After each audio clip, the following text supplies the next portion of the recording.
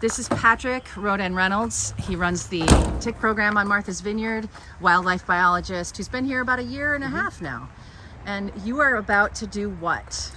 Well, it's how we sample for ticks. It's called dragging or flagging. You might have seen me out on the local trails, or I've come visited your house before, but we just drag our cloth over vegetation and the ticks latch onto it thinking it's a host, some dog, deer, or human. They'll eventually let go of it. You have to check it every so often, but it works well enough to trick them on, and that's our main way of tick collecting. Excellent. Yeah, just want to try right here.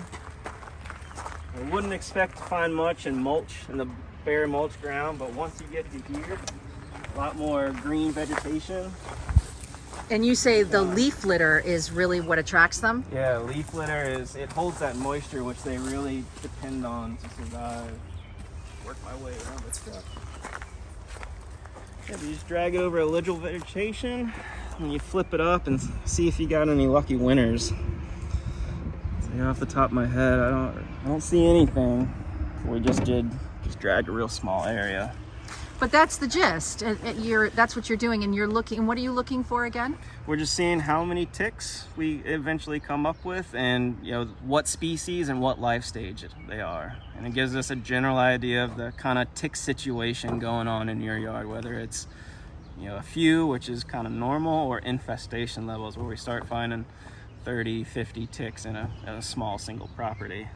And so that when you find kind of an infestation level, you coach homeowners on how to manage that. Yeah, it's a little more motivation. It's usually a little more fear for the homeowner, which kind of perks their ears up and kind of listens more to the tick management options and recommendations we make. But yeah, oftentimes the number of ticks we find can kind of dictate what I recommend. Don't want to get too deep into the topic of spraying, but when it comes to like treating your yard, typically that's the last resort method.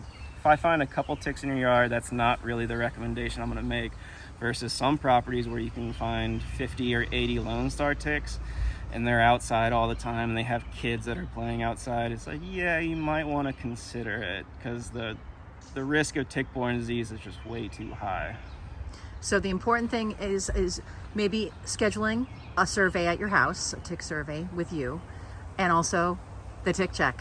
Yeah, you can reach out by email, or if you go to the website at mvboh.com/yard survey, there's a little form to fill out, which is just name, number, contact information, and your address. And I'll reach out to you and we'll get something on the schedule. And I'll come make a house visit and we can talk tick.